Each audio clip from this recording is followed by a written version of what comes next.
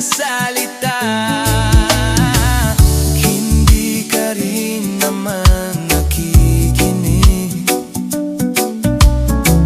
kahit sobrang pagod na aking bibig.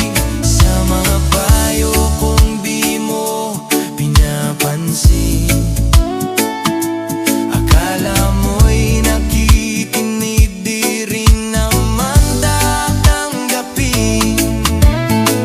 Ayoko lang isipin pa, di ko alam ba't di mo makayanan na iwanan sa dami-dami naman dyang iba. Huwag kang mangangambang, baka wala ka ng ibang makita. Lalaki na magmamahal sa'yo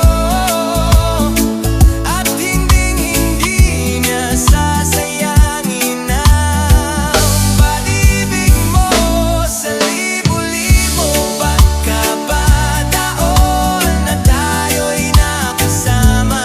Ilang ulit pa lang kitang nakitang masaya. Naiinis akong isipin na ginaganyan-ganyan. Siguro ay hindi niya alam, malawang yun, tunay na halaga.